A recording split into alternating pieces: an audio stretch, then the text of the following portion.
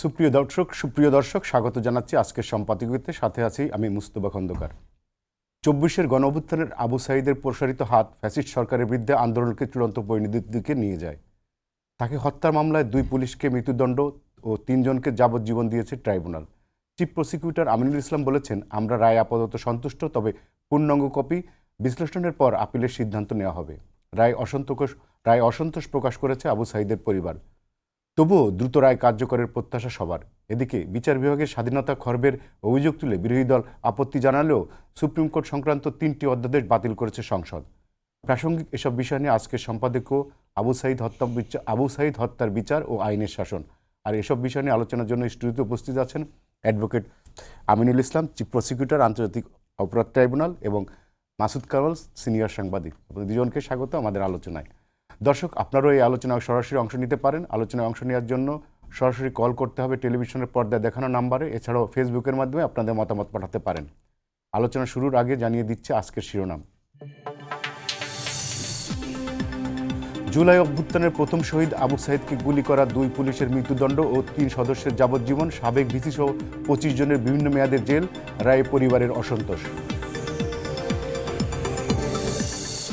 দলীয় প্রতীকে হবে না স্থানীয় নির্বাচন, সংসদে বিল পাস, সুপ্রিম কোর্টের বিচারক নিয়োগ ও আলাদা সচিবালয় প্রতিষ্ঠার অধ্যাদেশ বাতিল, আপত্তি জানিয়ে বিরোধী দলের ওয়াকআউট।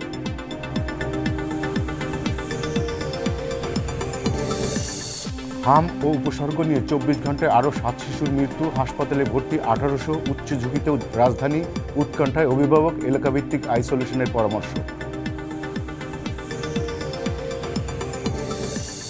মহানগরীর কিছু শিক্ষা প্রতিষ্ঠানে 3 দিন অনলাইন, 3 দিন সশরীরে ক্লাস, শনিবার থেকে কার্যকর, পর্যায়ক্রমে চালু হবে সারা দেশে, জানালেন শিক্ষামন্ত্রী।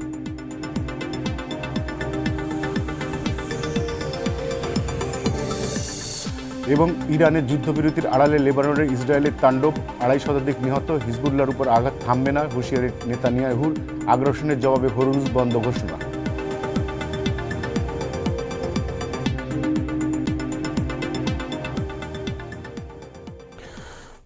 আমিনু ভাই, আপনার সাথে দিয়েই শুরু করি আজকের আলোচনা। আজকে আপনি হচ্ছে আমাদের মূল ক্যারেক্টার আলোচনার, কারণ আপনি আজকে ট্রাইব্যুনালের একটা ঐতিহাসিক একটা রায় হয়েছে, এবং সেই রায়ের পরে আপনি কিন্তু বলেছেন যে আপনি আপাতত সন্তুষ্ট, তবে পূর্ণাঙ্গ রায় দেওয়ার পর আপনি আপিলের বিষয়ে সিদ্ধান্ত নেবেন।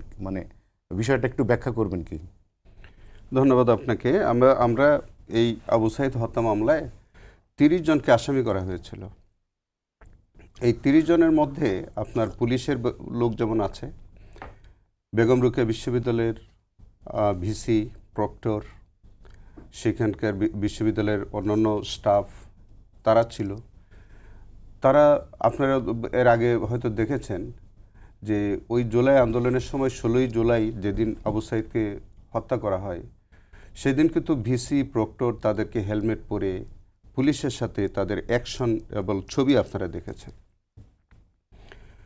এই সকল বিষয়গুলো আমরা তদন্তে যাদের সম্পৃক্ততা বেরিয়ে আসছে, আমরা তাদেরকে ফাইন্ড আউট করতে পেরেছিলাম, এবং 30 জনকে আমরা সেন্ট আপ করেছিলাম বিচারের জন্য। এবং এর মধ্যে আপনি যে ডাক্তার যে বারবার পোস্টমর্টেম রিপোর্টে যারা একটা ডিস্টর্টেড ফ্যাক্টস তারা দিয়েছিল, সেই ডাক্তার, তাকেও আমরা কিন্তু আসামি করেছি, তারও 10 বছরের সাজা হয়েছে আজকে। তো সেখানে ছাত্রলীগ ছিল, ছাত্রলীগের কমেল বড়ুয়া সহ, যেটা শহীদ পরিবারের পক্ষ থেকে যেটা কিছুটা অসন্তোষ প্রকাশ করে বলেছে যে কমেল বড়ুয়ার তারা আরও বেশি শাস্তির প্রত্যাশা করেছিল। আসলে দেখেন, এইটা হচ্ছে কি যে বাহির থেকে কথা বলা কিংবা তাদের দৃষ্টিভঙ্গি একরকম, আর বিচারের বিষয়বস্তু যেগুলো আছে সেগুলো আমরা যারা বিচার পরিচালনা করি সেটার ফ্যাক্টসটা আমরা হয়তো ভিন্ন রকম জানি, বা তো বাহির থেকে বলা একরকম আর ভিতর থেকে আমাদের বলাটা আর একরকম। আমরা এই কেসটার মধ্যে যে জিনিসগুলো আমরা তথ্য প্রমাণ পেয়েছিলাম, সাক্ষ্য প্রমাণ পেয়েছিলাম, সেটার মধ্যে 2টা আসামি, যে 2টার মৃত্যুদণ্ড হয়েছে, তারা কিন্তু সরাসরি গুলি করেছে আবু সাঈদকে, যেটা আমাদের এনটিভির ভিডিও ফুটেজে আমরা দেখেছেন আপনারা। আর বাকি যে 3 জনের যাবজ্জীবন সাজা হয়েছে, তারা কিন্তু সুপিরিয়র কমান্ড রেসপন্সিবিলিটি ছিল তারা কমান্ড করেছে, তাদের কমান্ডেই তারা সেটা বাস্তবায়ন করেছে পুলিশ সদস্যরা। আর অন্যান্য যারা ছিল তারা কিন্তু কেউ আছে হয়তো ওই ওই অ্যাকশনের মধ্যে তারা হয়তো কেউ ঢিল ছুঁড়েছে, কেউ হাতে লাঠি ছিল, এইরকম, বাট তারাও পার্টিসিপেশন ছিল তাদের সেখানে। তো সেই কারণে আমাদের যে চার্জটা গঠন করা হয় সেই চার্জের মধ্যে প্রত্যেক আসামির স্ব রোল যে রোলটা প্লে করে সেই অনুযায়ী কিন্তু চার্জ গঠন করা হয়, তারই ভিত্তিতে বিচারটা হয়। সঙ্গত কারণে আমরা প্রত্যাশা করেছিলাম আরও বেশি শাস্তি হবে। তো যেহেতু ট্রাইব্যুনাল তাদের বিচার বিশ্লেষণে যে শাস্তি দিয়েছে, আমরা আপাতত মনে করেছি যে ট্রাইব্যুনালের রায় যথার্থ হয়েছে। 30 জনকেই দণ্ড দেওয়া হয়েছে, কেউ কিন্তু সেই মামলা থেকে অব্যাহতি পায়নি। তারপরেও আমরা জাজমেন্ট যেটা আসার পরে আমরা বিচার বিশ্লেষণ করে দেখব যে আমাদের কোনো লোফল ছিল কিনা। সেখানে যদি আমরা মনে হয় যে সাজা বাড়ানোর জন্য আমাদের আপিল করার প্রয়োজন আছে, সেটা আমরা আপিল করলে সেখানেও যদি সাজা তাদের বিচারে যদি কোনো রকমের কোনো ত্রুটি বিচ্যুতি থাকে, সেটা আমরা আপিলে সেই জায়গাটা সংশোধন করার সুযোগ আছে। তা আমরা আপাতত মনে করি যে যাদের বিরুদ্ধে স্পেসিফিক এলিগেশন ছিল তাদেরকে, যাদের 2 জনকে মৃত্যুদণ্ড দেওয়া হয়েছে, 3 জনকে লাইফ সাজা দেওয়া হয়েছে, আর আপনার 10 জনের মতো বোধহয় প্রায় 10 বছর করে সাজা হয়েছে, কারো 5 বছর হয়েছে, কারো 3 বছর হয়েছে। আপাত দৃষ্টিতে আমার কাছে মনে হয়েছে রায়টা যথার্থ। তারপর আমরা বিচার বিশ্লেষণ করে দেখি, রায় পাওয়ার পরে যদি আমাদের আপিল করার প্রয়োজন হয় এনহ্যান্সমেন্টের জন্য, সেটা আমরা করব। মাসুদ ভাই, আমি আপনার কাছে আসি। আবু সাঈদের পরিবার রায়ের সন্তুষ্ট হতে পারেনি, তারা অসন্তোষ প্রকাশ করছে, তারা এটা নিয়ে মোটামুটি বেশ প্রতিক্রিয়াও জানিয়েছে। আপনি তো ওই সময়ের ওই জুলাই আন্দোলনের সময় আপনি পুরোটাই একজন ভাষ্যকারের মতন ছিলেন, নিজের ভিডিও বানিয়েছেন এবং বলা চলে আই উইটনেস, সব কিছু দেখছেন। এই বিচারটাকে আপনি কিভাবে দেখছেন, আবু সাঈদ হত্যার বিচারটাকে? এটা মানে একদিক দিয়ে দেখেন আপনি, হত্যাকাণ্ডটা তো আমাদের আন্দোলনের ট্রিগার ছিল আসলে, কিন্তু আবু সাঈদের মৃত্যুটাই কিন্তু পুরো আন্দোলনটাকে গতিপথ ঘুরিয়ে দিয়েছে। এবং যারা মেরেছে এটা একদম ঠান্ডা মাথায় মারা, কিন্তু আমরা যতটুকু দেখেছি ভিডিওতে, আমি তো সামনে ছিলাম না, আপনিও ছিলেন না, বাট আমরা যতটুকু ভিডিও দেখেছি এটা একদম ঠান্ডা মাথায় তাকে গুলি করা হয়েছে। তো এখন হয়তো বলবে আমার অর্ডার করছে, যে অর্ডার করছে সেও ঠান্ডা মাথায় করছে। এবং এই ধরনের হত্যাকাণ্ডের আমরা সবসময় বলি না যে দৃষ্টান্তমূলক শাস্তি হওয়া উচিত, দৃষ্টান্তটা আসলে স্থাপন করা উচিত, যে এমন ঘটনা ঘটলে তার দৃষ্টান্ত স্থাপন করতে হয়।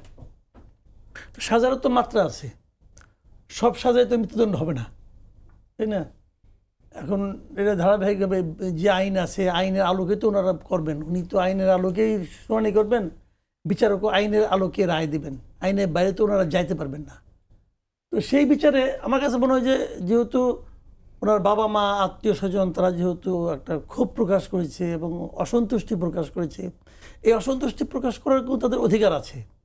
তারাও এখানে ছিলেন, তারাও কিছুটা জানেন যে কীভাবে কী হয়েছে, এর পেছনে অন্য কোনো ষড়যন্ত্র আছে কি না, অন্য কিছু আছে কি না, হয়তো তারা সেদিকে যাচ্ছেন, পলিটিক্যাল কিছু ইনভলভমেন্ট থাকতেও পারে, সেগুলির দিকে যাচ্ছেন ওনারা, এগুলি যাবেনি। এখন এক দফা হয়েছে, পরে আপিল তো হবেই, আপিল হলে হয়তো আরও চুলচেরা বিশ্লেষণ হবে, যেটা হয় আর কি। বাট আমার নিজের একটা অবজারভেশন, সেটা হলো গিয়া, আমি যে জিনিসটা চাই, চিফ প্রসিকিউটর আছেন ওনার সামনেই বলি, দেখেন আমরা কিন্তু এই ট্রাইব্যুনালটাকে আগে থেকে দেখেছি। হাসিনা বলতে এই ট্রাইব্যুনালই ছিল, তখনও একজন চিফ প্রসিকিউটর ছিলেন, তখনও এই আদালতে একজন চেয়ারম্যান ছিলেন, অনেক কিছু হয়েছে আমরা দেখেছি। সেই আদালতে কি ছেলে খেলা হয়েছে, সাঈদের পক্ষে সাক্ষী দিতে এসে এক লোক তো উধাওই হয়ে গেল, তো সেগুলো তো আমরা দেখেছি। এবং ওটা নিয়ে আন্তর্জাতিক পর্যায়েও না ওরকম আপত্তি উঠছে। একজন বিচারের কথোপকথন লন্ডনের জিয়াউদ্দিনের, এটা আমরা ফার্স্ট দেখেছি, ওইগুলো আমরা ফার্স্ট দেখি, যে কারণে ওইটা নিয়ে রিপোর্ট করার কারণে আমাদের এক রিপোর্টার তাকে দেশ ত্যাগ করতে হয়েছে, অলিউল্লাহ নোমানকে। এগুলো সবই তো আমরা দেখেছি। তবে ডেভিড বার্গম্যানকে দেশ ত্যাগ করতে হয়েছে রে ভাই। তো এখন আমার বক্তব্যটা হলো কি, এবং আমি চিফ প্রসিকিউটরের কাছে রিকোয়েস্ট করছি, ওনার আগে যিনি ছিলেন উনি তো খুবই অ্যাগ্রেসিভ ছিলেন, এবং ওনার কথাবার্তা আমার কাছে মাঝে মাঝে মনে হতো যে একজন চিফ প্রসিকিউটর এইভাবে কথা বলে কেন। তাজুল ভাইয়ের কথা বলছি। হ্যাঁ, তাজুল ভাইয়ের কথা বলি, একে দেখে ধমকাইতেন টমকাইতেন, অনেক কিছু দেখছি আমরা আর কি। তো এবং ওই সময় অনেক কিছু শুনলাম এবং ডেভিড বার্গম্যানও এটা নিয়ে অনেকগুলি কিন্তু কমেন্ট করেছেন। আমার কথাটা যেটা হলো সেটা হলো যে ভাই আপনারা বিচার করেন, যা যা প্রয়োজনীয় তাই করেন, কিন্তু এমন কিছু করেন না যা নাকি সময়ের ব্যবধানে আরেকবার প্রশ্নের মুখে পড়ে।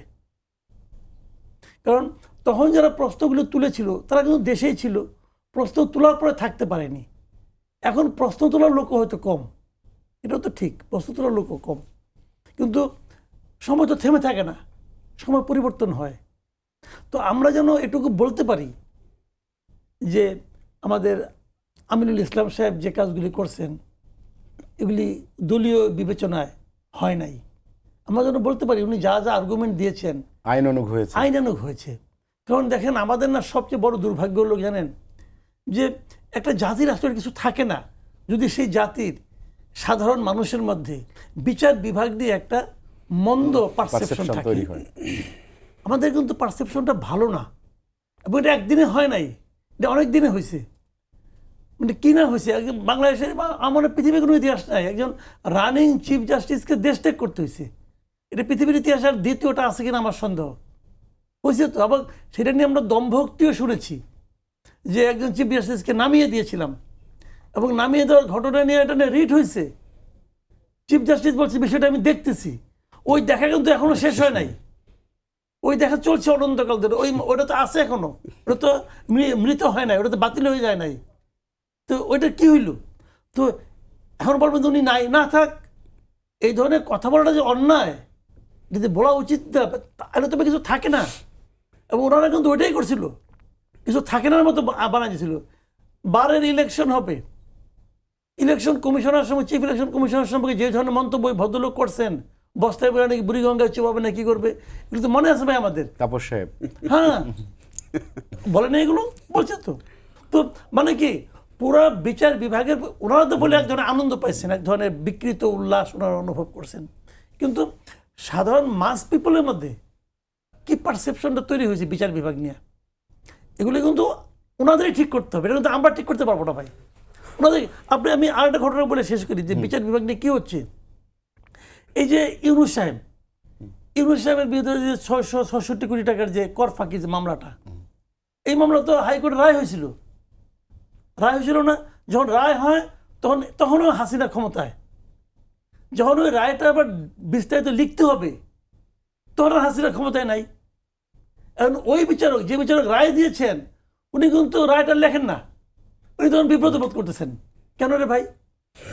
তাহলে আপনি রায় যেটা দিয়েছিলেন তাহলে ওইটা আপনি চাপে পড়ে দিয়েছেন, অথবা রায় ঠিক ছিল, রায় ডিটেল লিখতে যে আপনি চাপের মুখে পড়ে গেছেন। তাহলে দুইটার চাপের কোনোটাই তো প্রত্যাশিত না, এবং দুইটার চাপের কোনোটার কাছে তো আপনার নতজানু হওয়ার কথা না, তারপরে করলেন কেন? এবং এইটা করার মাধ্যমে উনি হয়তো এখন নাই, কিন্তু যতদিন তারপরে তো উনি কিছুদিন ছিলেন, তো এই যে কাজটা আপনারা করলেন, এটা করার মাধ্যমে কি হয়, আপনার কি ক্ষতি হয়েছে এটা বাদ দেন, কিন্তু বিচার বিভাগকে কিন্তু আপনারা কোথায় নামায় নিয়ে গেছেন। তো আমি এই কথাটাই বলবো, আমি আজকে আশেপাশে পাইছি, হাতের কাছে স্পর্শের দূরত্বে পাইছি। হ্যাঁ, কাজে ওনাকে স্বনির্বন্ধ অনুরোধ যে বিচার বিভাগকে ওই সম্মানের জায়গায় ওঠানোর দায়িত্ব কিন্তু আপনাদের হাতে ভাই। না, এই জায়গা থেকে আমি একটু সাপ্লিমেন্ট করি যে আজকের যে জাজমেন্ট থেকে আপনারা একটা মেসেজ পেয়েছেন, যে কথাটা মাসুদ কামাল ভাই বললেন যে বিচার বিভাগের সম্মান ফিরিয়ে আনার জন্যে যে প্রসিকিউশনের যে ভূমিকাটা, এটা অত্যন্ত গুরুত্বপূর্ণ। যে প্রসিকিউশন যদি স্বাধীন বিচার ব্যবস্থায় কোনো ধরনের হস্তক্ষেপ করে, যে কথাটা তিনি বললেন এতক্ষণ, যে এগুলি একেবারেই আমাদের এটা একটা অশনি বিষয়, যে আসলে আমরা বিচার বিভাগের কোনো কার্যক্রমে আমরা অন্যায় কোনো হস্তক্ষেপ করব কিনা। আজকের যে জাজমেন্টটা আপনি দেখেন, 30 জন আসামিকে বিভিন্ন মেয়াদে সাজা দেওয়ার যে বিষয়টা, একেবারেই একটা নিরপেক্ষ এবং একটা যথার্থ জাজমেন্ট হয়েছে বলে এটা জাতির কাছে কিন্তু একটা মেসেজ কেন গেছে আমি আপনাকে বুঝিয়ে বলি। যে দেখেন, যিনি ডাক্তার, যিনি পোস্টমর্টেম অন্যায়ভাবে পোস্টমর্টেমে তিনি ফ্যাক্টসটা ডিস্টোর্ট করেছে, তাকে কিন্তু আপনি মূল অপরাধের সাথে সম্পৃক্ত করার কোনো সুযোগ নাই। তিনি যে অপরাধটা করেছেন তার জন্য তিনি শাস্তি ভোগ করবেন, এবং সেইভাবে দেয়া হয়েছে।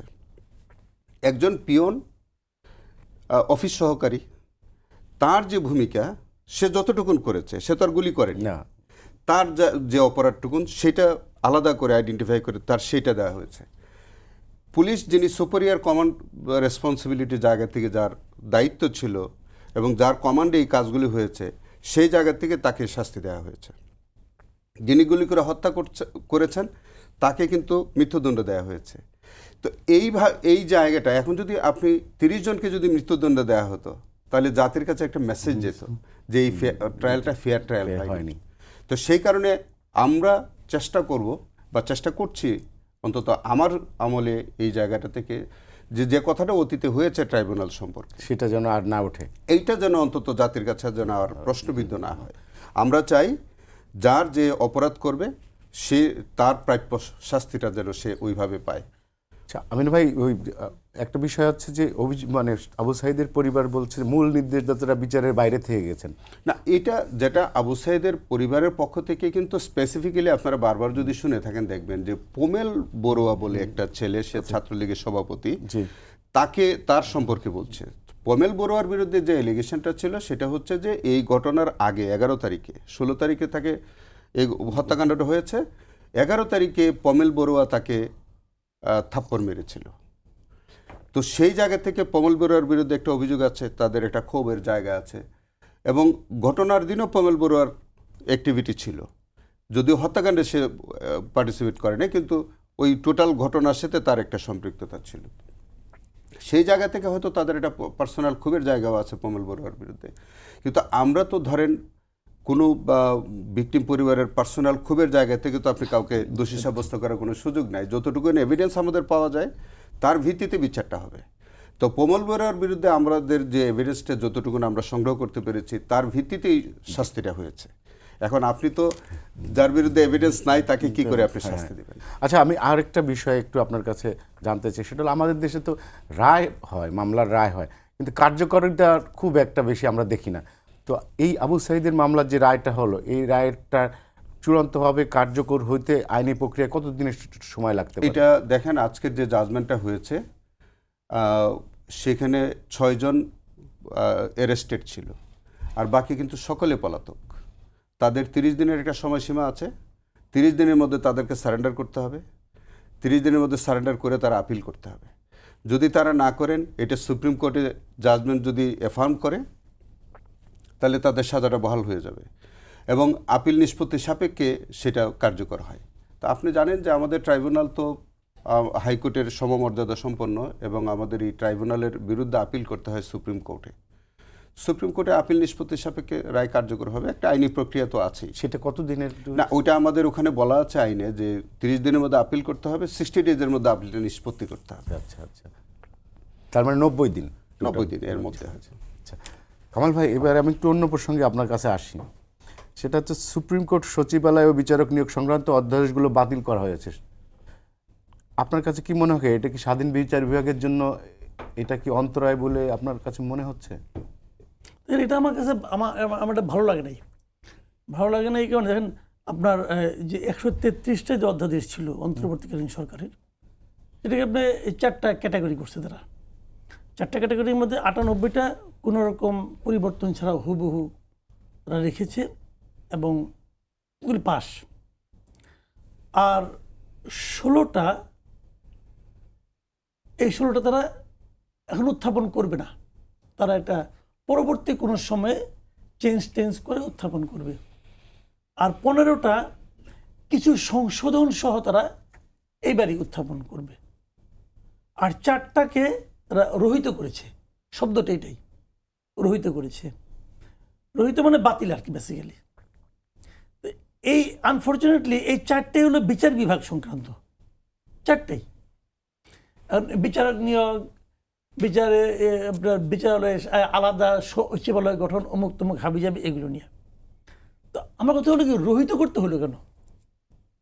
আপনারা যদি মনে করেন যে এখানে যা কিছু আছে তার চেয়েও আপনারা আরো বেটার কিছু চান, যেটা করলে পরে বিচার বিভাগ আসলে স্বাধীন হবে, তাহলে তো আপনারা এগুলি এখনই করতে পারতেন, সংশোধন করতে পারতেন, করে এখনই উত্থাপন করতে পারতেন ওই 15টার মতো। তাহলে এটা আপনি করলেন না কেন? Very interesting. কিন্তু আপনি প্রায়ই দেখবেন অনেকে আজকেও একটা জায়গায় দেখলাম, একটা সেমিনারে আমি ছিলাম, সেখানে তারা 4টা অধ্যাদেশকে আলাদা করছে। 4টাকে আলাদা করছে, এর মধ্যে বিচার বিভাগের 2টা, আর 2টা হলো যে মানবাধিকার কমিশন, আর একটা হলো আপনার গুম। আচ্ছা, ইন্টারেস্টিং একটা পয়েন্ট বলি। বিচার বিভাগ সংক্রান্ত যে 2টাকে মানে আপনার মূল যে 2টা বাতিল করছে, এই 2টা মানে রহিত করছে, এগুলোর পেছনে কিন্তু একটা নোট অফ ডিসেন্ট ছিল। এই 14 জনের কমিটি করছিল না, নোট অফ ডিসেন্ট কে দিছে জানেন? জামাত।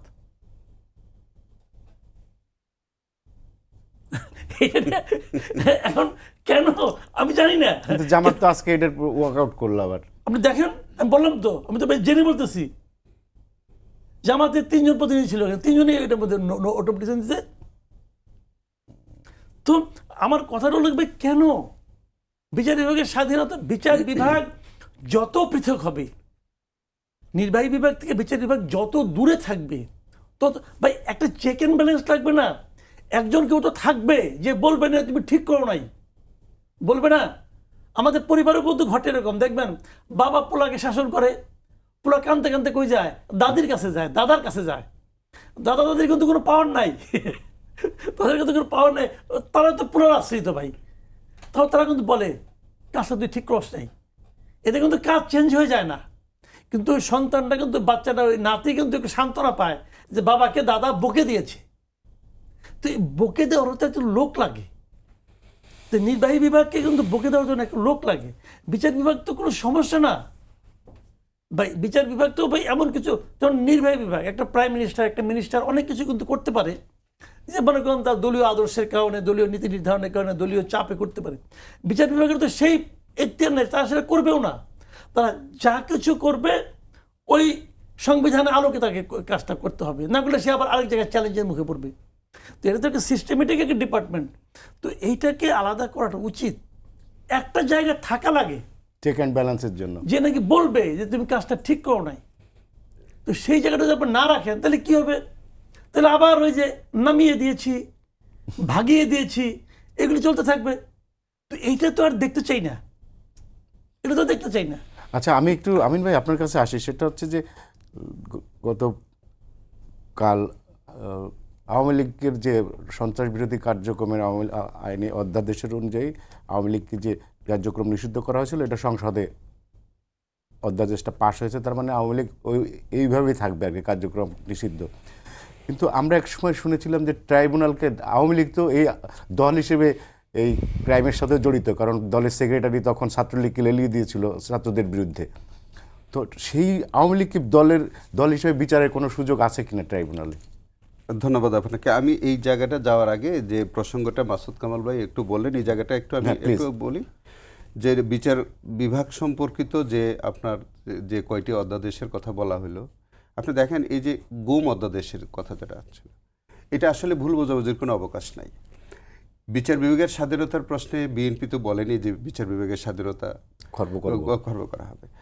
বরঞ্চ দেখেন বিচার বিভাগের যে সচিবালয় সংক্রান্ত, আলাদা সচিবালয় সংক্রান্ত যে ব্যাপারটা আছে, যে সচিবালয় যে অধ্যাদেশটা করা হয়েছিল, সেটা কিন্তু আমাদের সংবিধানের সাথে কিছুটা সাংঘর্ষিক ছিল। পাশাপাশি আমাদের এই সচিবালয়, আলাদা সচিবালয় গঠন সংক্রান্ত কিন্তু হাইকোর্ট ডিভিশন একটা জাজমেন্ট হয়েছে। ইতিমধ্যে হাইকোর্ট ডিভিশন নিজে একটা সার্টিফিকেট দিয়েছে, দিয়ে বলছে যে ওখানে আইনগত প্রশ্ন আছে, সুপ্রিম কোর্টে পাঠিয়েছে যে আইনগত প্রশ্নটা নিষ্পত্তি সাপেক্ষে সচিবালয় হবে। তো বিএনপি তো এই সচিবালয়ের বিপক্ষে নাই। তো বিচার বিভাগের স্বাধীনতা তো বিএনপি চাচ্ছে, এবং বিচার বিভাগের জন্য অতএব এখানে যেটা ওই যে সচিবালয় অধ্যাদেশ যেটা মানে বাতিল করা হয়েছে, বা ওইটা আসলে মেসেজটা কিন্তু এরকম না। সচিবালয় হবে, হাইকোর্ট ডিভিশনের একটা জাজমেন্ট আছে, হাইকোর্ট ডিভিশনের সার্টিফিকেট দিয়ে বলছে যেটা সুপ্রিম কোর্টের নিষ্পত্তি সাপেক্ষে।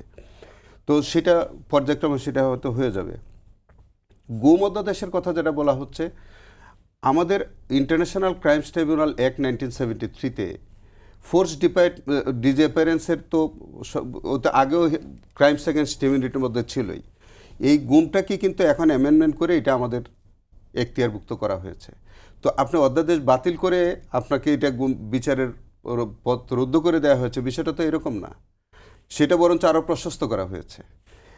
আপনি মানবাধিকার কমিশনের যেটা সেখানে তো 2009 সালের এটা আইন আছে এবং সেখানে যে এই অধ্যাদেশ বাতিল করার প্রেক্ষিতে তো 2009 সালের মানবাধিকার কমিশন আইনটা তো রয়েছে। মানবাধিকার কমিশন তো বিলুপ্ত করা হয়নি। আসলে এইটা বিএনপির কার্যক্রম যেগুলি আছে এখন, যেটা আইনগত যে প্রক্রিয়াটা চলছে, এটা পূর্ণাঙ্গ রূপ না দেওয়ার আগেই আমার মনে হয় যে এই বিষয়গুলোতে আসলে আমরা যে আলোচনা সমালোচনা করছি, এটা আমাদের জাতির কাছে হয়তো একটা রং মেসেজ যাচ্ছে। আপনি যেটা বলছেন যে আওয়ামী লীগের কার্যক্রম নিষিদ্ধ করা সংক্রান্ত, আওয়ামী লীগের কার্যক্রম গত তত্ত্বাবধায়ক সরকার মানে অন্তর্বর্তীকালীন সরকার তাদের কার্যক্রম নিষিদ্ধ করেছে।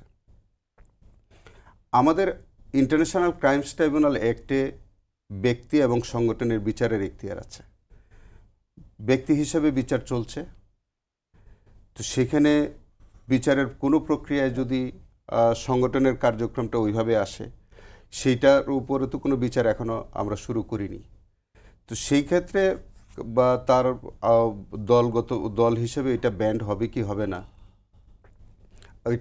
সেটা হয়তো পরবর্তীতে এটার একটা রাজনৈতিক সিদ্ধান্ত হতে পারে, আদালতের সিদ্ধান্ত হতে পারে বা কিন্তু কার্যক্রম যেটা নিষিদ্ধ, সেটা তো আপনি দেখেন আওয়ামী লীগের যে বিচারগুলো হচ্ছে, আপনি একদিকে তার কার্যক্রম অব্যাহত রাখবেন, আবার একদিকে তার বিচারগুলো করতেছেন, এটা তো সাংঘর্ষিক। তো সেই কারণে সঙ্গতার কারণেই তাদের এই কার্যক্রম এখন আপাতত নিষিদ্ধ রাখতে হবে। এর মানে এই নয় যে আপনি সংগঠন হিসেবে আওয়ামী লীগকে আপনি নিষিদ্ধ করে দিয়েছেন, তা না। তো কার্যক্রম নিষিদ্ধ, সংগঠন নিষিদ্ধ, অ্যাক্টিভিটিস চালাতে পারবে না আর কি, অ্যাক্টিভিটিটা। কারণ যেহেতু তাদের বিরুদ্ধে এখন বিচার চলছে, এই তাদের যে অবৈধ কার্যক্রম সেগুলোরই বিচার কিন্তু ইন্টারন্যাশনাল ক্রাইমস ট্রাইব্যুনাল হোক, সাধারণ আদালতেগুলো হোক, সেই কার্যক্রমেরই তো বিচার চলছে। সেই কারণে হয়তো সেটা নিষিদ্ধের বিষয়টা আসছে, যে কার্যক্রমটা, সংগঠন নিষিদ্ধ নয়। কামাল ভাই, জি, আওয়ামী লীগ একটা ঐতিহ্যবাহী দল এবং তাদের অনেক লিগেসি আছে। সেই দলটার এরকম একটা পরিণতি আমরা দেখলাম, কিন্তু সেই দলটাকে যারা পরিচালনা করেছিলেন, বিশেষ করে শীর্ষ নেতা যিনি ছিলেন শেখ হাসিনা, এই 24-এর এত বড় একটা ম্যাসাকার ঘটলো, তার ভেতরে কিন্তু আমরা কোনো অনুশোচনা পাইনি। আজকে যে আওয়ামী লীগ যদি নিষিদ্ধ করে, জনগণ হয়তো অত বড় প্রতিক্রিয়া দেখাবে না, কারণ তারা জানে যে এত বড় একটা ঘটনা ঘটলো, সে ন্যূনতম সরি পর্যন্ত বলল না। তো আপনাকে আওয়ামী লীগের এই স্ট্যান্ডটাকে আপনি কিভাবে মূল্যায়ন করবেন? দেখেন, আমি মনে করি এটা আওয়ামী লীগের স্ট্যান্ড না, এটা হলো ওই নেতাদের স্ট্যান্ড, যে নেতারা আওয়ামী লীগকে দখল করেছিল এত বছর। শেখ হাসিনা গং বলি আমি, শেখ হাসিনা, তার পরিবার, তার আত্মীয় স্বজন, তার ঘনিষ্ঠজন, তার মোসাহেব, এরা আওয়ামী লীগটাকে দখল করেছিল। শেখ হাসিনা যে আওয়ামী লীগটা আমরা দেখেছি 2009-এর পর থেকে, এটা আসলে শেখ হাসিনার আওয়ামী লীগ। আমি মনে করি শেখ হাসিনার আওয়ামী লীগের বাইরেও আওয়ামী লীগ আছে, এই দেশে আছে। আমি ওনার শাসনামলেই অনেক লোককে বলতে শুনেছি তারা শেখ হাসিনার আচরণে, কর্মকাণ্ডে তারা আনহ্যাপি, কিন্তু তারা আওয়ামী লীগ করে, তারা পারিবারিকভাবে আওয়ামী লীগ করে। এই যে আপনি বললেন না যে তারা কেন অনুশোচনা করলো না, করে না এই কারণে, তারা যেই মুহূর্তে অনুশোচনা করবে সেই মুহূর্তে তাদের নেতৃত্ব আর থাকবে না আওয়ামী লীগের উপর। তারা এই নেতৃত্বটা এখনও ধরে রাখতে চায়। এইটাকে আপনাদের পাওয়ার সুবিধা ছিল কি, যে ভুলটাকে ইউনূস সরকার করেছে। আমি যেটা মনে করি, ইউনূস সরকারের উচিত ছিল যে আওয়ামী লীগের রাজনীতিকে করতে দেওয়া, যে তোমরা আবার রাজনীতি করো।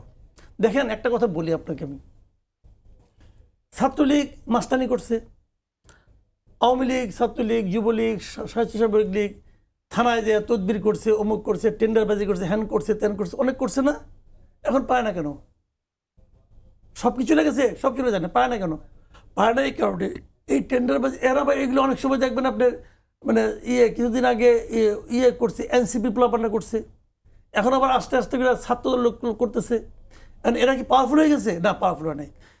প্রশাসন অথবা আইন শৃঙ্খলা বাহিনী এদের কথা শোনে, কাজে তারা ক্ষমতাটা দেখাতে পারে। ক্ষমতাটা কিন্তু ওর কাছে না, ক্ষমতাটা কিন্তু প্রশাসনের কাছে। প্রশাসন ছাত্রলীগের লোক দেখলে আগে সালাম দিত, এখন ছাত্রলীগের পোলাপান দেখলে সালাম দেয়। হিসাবটা কিন্তু খুব সিম্পল। কিন্তু এখন যদি তখন আপনার এই আওয়ামী লীগকে যদি ওপেন করে দিত, তাহলে ওরা কি সেই ক্ষমতা নিয়ে এই কাজগুলো করতে পারতো? পারতো না। তখন তারা পাবলিক তাদেরকে প্রতিহত করতো। যে জিনিসটা নাকি নেপালে হয়েছে, নেপালের প্রাইম মিনিস্টার কিন্তু ওপেন ছিল, উনি ভোটে ইলেকশনও করছে, জীবনে যেখান থেকে সে হারে নাই, তার নিজের এলাকা ঝাপা পাস না কত দিনে, ওইখান থেকে সে এবার হারছে, তার নিজের এলাকায় হারছে। তো ওইটাই হয়তো আপনি দেখতেন যে টুঙ্গি পাড়ায় সে হারতো, কিন্তু আপনি তো সেই সুযোগটা দিলেন না, বরঞ্চ আপনি তাদেরকে ওই যে মাছটা চলে যায় সে মাছটা কিন্তু বড় থাকে, তো ওদেরকে মাছটা ধরতে দিতেন, দেখতেন যে একটা পুঁটি মাছও ধরতে পারে কিনা সন্দেহ। কিন্তু এখন তারা ভাব নিচ্ছে কিন্তু যে আমরা থাকতে পারলে আমরা এবার আসতাম, অমুক করতাম তমুক করতাম, আমাদেরকে একবার ছেড়ে দেখো, আমি দেখো কি করে ফেলাই, ছেড়ে দেন কিছুই করতে পারবে না। কারণ এই দেশের মানুষ এত সহজে 14-15 বছরের ইতিহাস ভুলবে না, মানুষ এত মূর্খ হয় না এখনো। কিন্তু সেই জিনিসটা ডক্টর ইউনূস করলো কি, দিল না, না দিয়ে করলো কি, প্রকারান্তরে আওয়ামী লীগকে আরো সুবিধা করে দিল। এখন যদি কখনো আওয়ামী লীগ ব্যাক করে, আজকে হোক, 5 বছর পরে হোক, 10 বছর যখনই ব্যাক করবে, সে কিন্তু এই চিহ্নিত নেতৃত্ব নিয়েই ব্যাক করবে। কিন্তু তখন ওপেন করে দিত, এই নেতৃত্ব জীবনে আসতে পারতো না। এখন যদি বিএনপি বলে যে আমরা তো তাই চাই, ওরা যখনই ফিরবে এই চিহ্নিত নেতৃত্ব নিয়ে ফিরুক, তাহলে আমাদের লাভ। এটা যদি তাদের পলিটিক্যাল স্ট্র্যাটেজি হয় তাহলে আমার কিছু বলার নাই। কিন্তু সেটা কি সম্ভব? শেখ হাসিনার যে অবস্থা, সেটা কি উনি কি আবার ফিরতে পারবে? সে যে পারবে না, সে তো কনভিক্টেড। কনভিক্টেড বাদ দেন, শেখ হাসিনা যে রাজনীতিতে ব্যাক করতে পারে তো পুলাই কইছে, আমার আপনি বলতে হবে কেন? তার ছেলে বলছে না তারা কোনো চান্স নেই বাংলাদেশে, শেখ হাসিনা তার ছেলে বলে দিছে, কেন বলতে? বয়সের কারণে। আর কনভিকশনে যে কথা বলতেছেন, এটা ধোপে টিকবে না। কেমন টিকবে না সেটা আমি বলি। কনভিকশন তো আরেক রকম হয়েছিল, ওদের কি হয়েছিল না? হয়েছিল তো কনভিকশন, তার কেমন নয় যাবজ্জীবন হয়েছে, অনেক মৃত্যুদণ্ড হয়েছিল, বাবু সাহেবের মৃত্যুদণ্ড হয়েছিল, এখন তো এমপি। তো কি হয়েছে? বাংলাদেশে এটাই হয়। হারানো বলবে না তাদের ভুলভাবে দেওয়া হয়েছিল, হ্যাঁ ভুলভাবে দেওয়া হয়েছিল, মানলাম, আমি মানতে রাজি আছি, তার প্রমাণ অপরাধী ছিল না, ভুলভাবে ছিল। কিন্তু এই যে মামলাটা, ওখানে কিন্তু একবার রায় ছিল, প্রথমবার রায় ছিল, এটাকে আবার কঠিন সঠিকভাবে তদন্ত করতে হবে। ওরা আপিলে যে সেটা আর থাকে নাই, তদন্ত আর লাগবে না, তাহলে ওই লোকগুলি মরে নাই। 21শে আগস্টে কি কেউ মরে নাই? আইবি রহমানের কি ডায়রিয়াতে মৃত্যু ছিল নাকি ভাই? তো এই দেশে একটা মৃত্যু হচ্ছে, এতগুলো মানুষ মারা গেছে, তার কোনো বিচার হবে না? হবে না বিচার। তো এটা কি আইনি শাসন হলো না? তো এখন অন্তর্বর্তীকালীন সরকার করছিল, আমি তো মনে করি এই সরকারের উচিত যে ওটাকে পুনঃ তদন্ত করো। ওই হত্যাকাণ্ডের হত্যা মামলা তো তামাদি হয় না, আজ করেন কাল করেন পরশু করেন, করবেন না কেন? এত বড় একটা ঘটনা, কি বলবেন? এগুলো সার্কাস একটা, বুঝছেন না? আমরা দেখি বসে বসে। সেটা একটা কথা বলি, দেখেন যেটা মাসুদ কামাল ভাই বললেন যে 21শে আগস্টের মামলায় আবার পুনঃতদন্ত হবে না কেন? না, এটা সব কিছুই আমাদের কথা বলতে হবে আইন অনুযায়ী। একটা বিচারে যদি আপনার এই 21শে আগস্টের যে মামলা আপনি যদি দেখেন, সেটার তদন্ত 60 জন সাক্ষী হয়ে গেল। 60 জন সাক্ষী হয়ে যাওয়ার পরে এর মধ্যে তত্ত্বাবধায়ক সরকার গেল, আরেকটা সরকার গেল, তারা কোনো নারাজি দিল না, কিছু না। শেখ হাসিনা সরকার যখন গঠন করলো, 60টা সাক্ষী ইতিমধ্যে হয়ে গেল, তখন এসে তারা একটা নারাজি দিল এবং সেখানে ওই মুফতি হান্নানকে এনে সাজাই দিয়ে একটা জবানবন্দি দেওয়া দিয়ে তারেক রহমান সহ সবাইকে ওটার মধ্যে জড়াই দিল, কোনো সাক্ষ্য প্রমাণ ছাড়া। এখন আপনি বলেন যে ওই বিচারটা কি করে টিকবে? আপনার তো ইনভেস্টিগেশনটা বুঝতে হবে। এখন আইবি রহমান মারা গেছে, আরও মারা গেছে, মারা তো গেছেই, কিন্তু তাই বলে কি আপনি একটা নির্দোষ মানুষকে জড়ায় শাস্তি দিয়ে দিবেন? ওই মৃত্যুটাকে আপনি জাস্টিফাই করবার জন্য একজন নির্দোষ মানুষকে জড়ায় শাস্তি দিয়ে দিবেন? অনারেবল হাইকোর্ট ডিভিশন কিন্তু সেই বিষয়টা অ্যাড্রেস করেছে, যে কথাগুলো আমরা সবসময় বলে আসছিলাম, যে 60 জন সাক্ষী হয়ে যাওয়ার পরে একটা তথাকথিত জবানবন্দি, যে জবানবন্দিটা আবার সেই মুফতি হান্নান বলছে যে আমি এই জবানবন্দিতে সাইনই করি নাই। তো সেই রকম একটা ইনভেস্টিগেশনের প্রেক্ষিতে আপনি একটা মানুষকে শাস্তি দিয়ে দিবেন, সেই সাজা কী করে সাস্টেন করবে? তো যার পরিণতিতে আপনার যা হবার তাই হয়েছে। আপনি যদি একটা ফেয়ার ইনভেস্টিগেশন করতেন, যথাযথ আসামিকে চিহ্নিত করে শাস্তির আওতায় নিয়ে আসতেন, সেটা হতো না। আর যে কথাটা বললেন যে শেখ হাসিনার আজকে যে শাস্তিটা হয়েছে, যেটা তারেক রহমানের সাথে আপনি যেটা তুলনা করলেন যে তিনি যদি খালাস পেন, ওনারও একসময় এরকম, বিষয়টা একটু পার্থক্য আছে। দেখেন, শেখ হাসিনার বিরুদ্ধে বা আজকে যাদের বিচারের সম্মুখীন করা হচ্ছে সেটা তো আপনাদের ফুটেজে দেখা যাচ্ছে সব, সেগুলো তো উনি নিজে অ্যাডমিট করতেছেন, সব তো উনি স্বীকার করতেছেন। উনি বলেন নাই শুট এট সাইড, তার ওয়াদুল কাদের বলে নাই দেখা মাত্র গুলি করো, রাজাকারের নাতিপুতিদেরকে শেষ করে দাও। তো তারেক রহমানের সময় কি এরকম কথা বলেছে কিনা, বলছে নাকি? এরকম কোনো নাই প্রমাণ নেই তো। তারা তো আত্মস্বীকৃত। শেখ হাসিনা বলেন, আওয়ামী লীগের নেতৃবৃন্দ বলেন, তাদের বিরুদ্ধে যে বিচারটা হচ্ছে এটা তো আত্মস্বীকৃত। এবং এতগুলো খুন হলো, কয়েক হাজার মানুষকে আপনি প্রকাশ্যে গুলি করে মেরে ফেললেন, এবং সেখানে এই যে আসাদুজ্জামান কামালের এটা আমরা ভুলে যাই কেন যে একটা মরে, একটা গুলি করি একটা মরে, আর বাকিগুলো স্যার কি করব? হ্যাঁ, তো এইরকম মানে আপনার মানে যদি এক্সট্রা জুডিশিয়াল কনফেশনের পরে সেই সাজা আপনি যদি এখন ওই তারেক রহমানের সাজার সাথে যদি আপনি মিলান তাহলে তো হবে না। তো সেই কারণে আমরা বিশ্বাস করি যে এখন যে বিচারগুলো হচ্ছে এটা অত্যন্ত ফেয়ারলি করা হচ্ছে, এবং আমরা যারা এই বিচার প্রক্রিয়ার সাথে আছি আমি অন্তত মনে করি যে সেই তথাকথিত ওই নাটক বা ওই তথাকথিত বিচার এখন আর হচ্ছে না। এবং এইটা মানে ওই আরেকটা আগের মতো যে আপনি বলবেন যে এটা আবার টিকবে কি টিকবে না, আমি বিশ্বাস করি যে না, আমরা সেই রকম বিচার হচ্ছে না, এবং এটা আপনি সেভাবে দেখার কোনো অবকাশও নাই। কামাল ভাই, আজকে দুইটা উপনির্বাচন হলো এই সরকারের আমলে প্রথম। এই নির্বাচনের একটার কারচুপির অভিযোগ তুলে 4টার সময় একটা জামাত ইসলাম প্রেস কনফারেন্স করেছে। নির্বাচন দুটোকে আপনি কিভাবে দেখছেন? দেখেন, উপনির্বাচনে অভিযোগ হওয়াটা আমার পছন্দ হয় নাই। এখন বলবেন যে না জামাতে ইসলামের জাতি খারাপ, তারা অভিযোগই করে খেলি, এটা বলা যায়, কোনো সমস্যা নাই। কিন্তু আমার কথা হলো কি যে 212টা ওটা পাইছে, 212টা না, 12টা, হ্যাঁ 212টা পাইয়ে গেছিল বিএনপি। এখন এই নির্বাচনটা মানে একদম মানে কি বলবো আপনাকে, আন্তর্জাতিক মানে নির্বাচন করা বিএনপি চাইলে হইতো, বিএনপি যদি চাইতো হইতো, বিএনপি জিততো। কিন্তু বিএনপি এটা ছেড়ে দিয়েছিল যে তোমরা যা পারো করো, ওরা যা পারছে করছে। মানে কি পারে, ওই যে এমপি সাহেবের কাছে ভালো হওয়ার জন্য যে আমার এলাকার কেন্দ্রে আপনি বেশি ভোট পাইতে হবে, দেখেন আমি পাওয়াই দিছি, তখন পাওয়া যায় ধরো নানা রকম করছে। এটা ঠিক হয় না, এটা বিএনপি একটু আত্মঘাতী হয়ে গেছে বিএনপির জন্য। কিন্তু আপনি যেভাবে বলছেন সেভাবে কি আদৌ কি এরকম কিছু হয়েছে? আমি মনে করি হয়েছে, আমি মনে করেছি, কারণ আমি নিজে ওখানকার কিছু লোকজনের সঙ্গে কথা বলছি। আমি তো বিভিন্ন পত্রিকায় চাকরি বাকরি করছি আগে, তো সব পত্রিকারই কিন্তু কিছু বন্ধু বান্ধব ওখানে আছে, প্রতিনিধি আছে, আমি 2-1জনের সঙ্গে টুকটাক আলাপ করে দেখছি।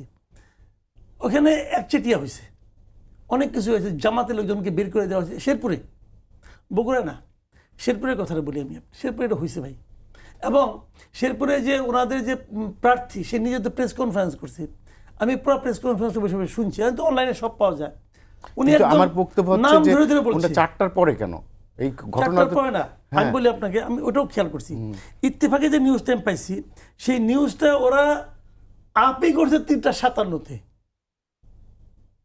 ইত্তেফাকের নিউজটা আপই করছে 3:57। আপনি নিজে নিউজ নিউজের সঙ্গে ছিলেন। 3:57-তে যে নিউজ আপ হয়, সেই নিউজ নিশ্চয়ই আসছে আর 10-15 মিনিট আগে, তারপর এডিট করে আপ করা হয়েছে, এবং 10-15 মিনিট আগে আসলে ওকে ধরে লিখতে হয়েছে ভাই। তো প্রেস কনফারেন্সে দেখে সে লিখছে জিনিসটা, কাজে 4টার পরে হয়েছে এটা ঠিক না। তারপরেও বলতে পারেন আপনি আরো আগে নয় কেন, আরো আগে হলেও কি পরে হলেও কি, সে তো একদম নাম ধরে ধরে বলছে যে অমুক জায়গায় এই ঘটনা ঘটছে, আমরা প্রিজাইডিং অফিসারকে বলছি, প্রিজাইডিং অফিসার সরি বলছে, অমুক জায়গায় প্রিজাইডিং অফিসার সবগুলি মুড়ির মধ্যে আগে সিগনেচার দিয়ে রাখছে, আমরা প্রিজাইডিং অফিসার বলছি, সময় শেষ, স্বীকার করছে। না আমি একটু সাপ্লিমেন্ট করি। দেখেন, আপনি একটা নির্বাচনে যখন হেরে যাবেন তখন আপনি এটাকে বিতর্কিত করার জন্য আপনি একটা প্লট তৈরি করবেন। যেটা মাসুদ কামাল ভাই বললেন, আমি এটার সাথে একমত না। এই কারণে না যে জামাতের প্রার্থী যথেষ্ট, এখন জামাতের যে রোল দেশে, তো এত নিরীহ হওয়ার কোনো কারণ নাই।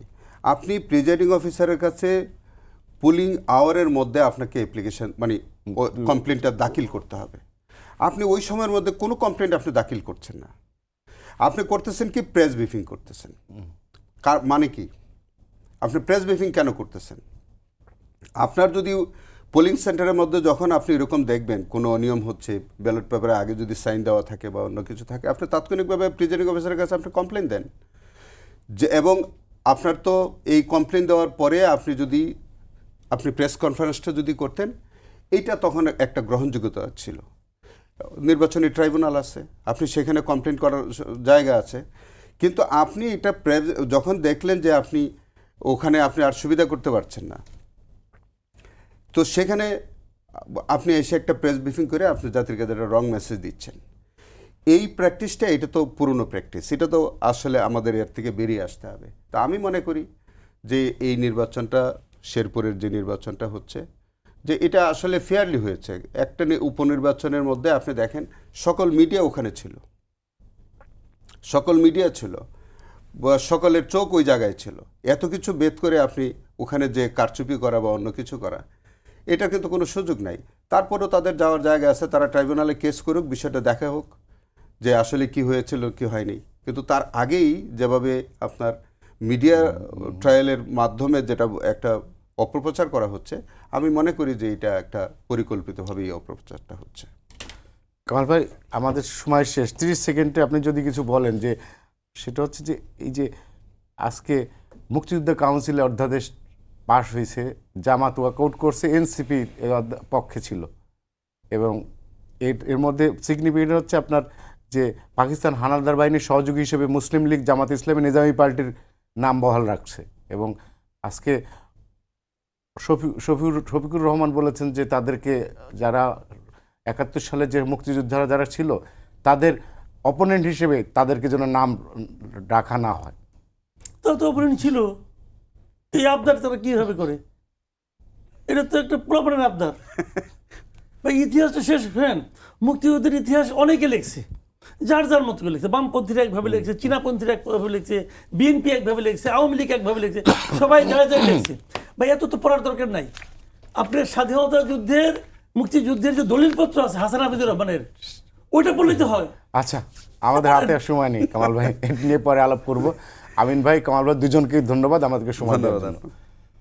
দর্শক, এই ছিল আজকের সম্পাদকীয় থেকে। আগামীকাল আবার দেখা হবে একই সময়ে। শুভরাত্রি সবাইকে।